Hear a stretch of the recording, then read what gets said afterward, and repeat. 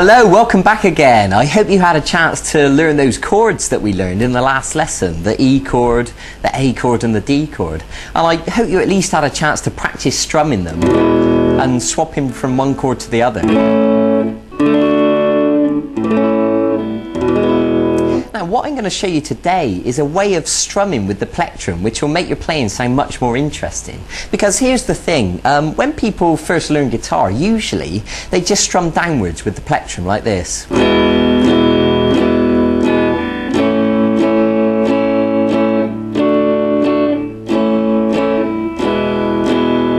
And that's okay, but after a while you'll find that that starts to sound quite boring. So what I want to do is give you a more interesting strumming pattern that will make it sound a lot more alive. And also I'm going to show you a new chord today. It's the G chord.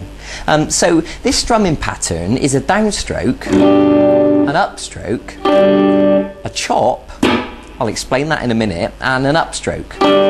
So when we put that together it sounds like this.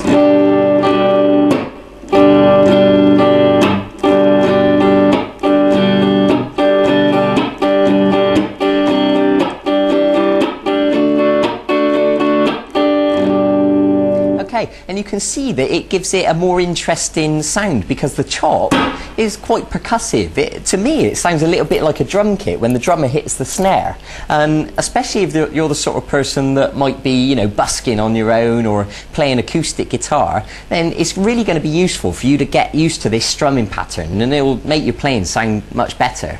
Okay, so let's begin. Now the first thing I want to show you is this new chord, the G chord. I think you'll find it straightforward. It's the middle finger on the 6th string at fret 3, the first finger on the 5th string at fret 2, and then these two fingers, the 3rd finger goes on the 2nd string at fret 3, and the little finger goes right next to it on the 1st string at fret 3.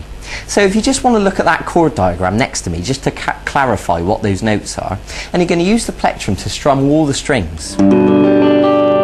Now you should know by now, if you remember me telling you in the last lesson, that you should be arching these fingers up and there should be plenty of space underneath, and you should be holding down with lots of pressure, and the back of the finger shouldn't be accidentally touching the string behind it, so that when you strum all the notes it should sound like this. Nice and clean and clear. So if you need to practice that for a second, by all means pause the video and just make sure you got that right. So this strumming pattern, so we're going to strum downwards and then upwards, and then we're going to do this chop. Right, so let me explain that now. Now what the chop is we're going to use the palm of our hand to touch all the strings like this. And what happens is our hand comes, the palm touches all the strings, and then the plectrum follows through, but because we're touching the strings all the notes are muted like that. Now you shouldn't be able to hear any notes at all. If you can hear anything like that, then you need to make sure you're holding down on those strings with more pressure, and they should be totally dead. So that'll take a little bit of practice, and eventually you can bring your hand down and chop all in one motion like that. Okay, so just to clarify, I'll tell you again, make sure that the palm of your hand is laying across all those strings and effectively, killing the notes. Okay, so what happens is you're going to practice it until you can do it like that, nice and smooth, all in one motion. Okay, so that's the chop, that's how it works. So when we put that into the strumming pattern, we're going to go down, up, chop, and then up again. So it'll sound like this.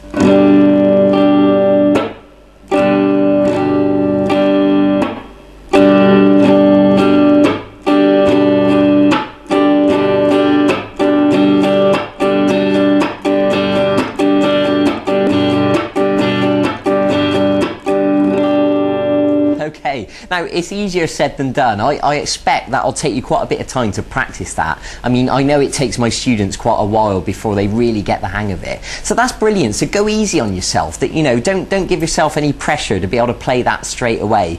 Be patient with yourself. Stop the video. In fact, watch the video several times if you need to. That's fine. Okay, so and also once you've practiced that, you can apply it to the other chords that you know. You can do it on the E chord. and the A,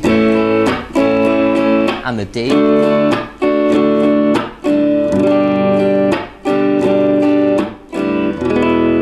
And you're at a stage now that you can start experimenting with these chords, and you can begin to, you know, create your own sequences and start writing your own songs. And as you learn more and more chords, then you'll be able to write more and more interesting songs. Okay, so that's what I want you to do. I want you to practice the G chord, as well as practicing the 3 other chords that we learned before. And I want you to practice that strumming pattern, the down, up, chop, up. And go and get on with that and really dedicate yourself to it. You know, make sure you can really do it smoothly. Okay, and I'll see you in a few days for the next segment of this e-course. We're going to learn something a little bit different. We're going to move away from chords, and we're going to learn what's called the blues scale. And I'm going to begin to teach you how to improvise. So it's all going to get more exciting from here on in. So thanks for joining me. Go and get on with that. Go and begin practicing right now. And also, if you want to go and look at the website and check out the archive and see if there's any songs you want to learn, because if you're brave enough to sort of, you know, go and tackle those now, then that would be brilliant, and you can start to build a repertoire of songs that you can play to people, you know, play at parties or whatever. So thanks for joining me. I'll see you in a few days for the next segment of this course. Bye bye.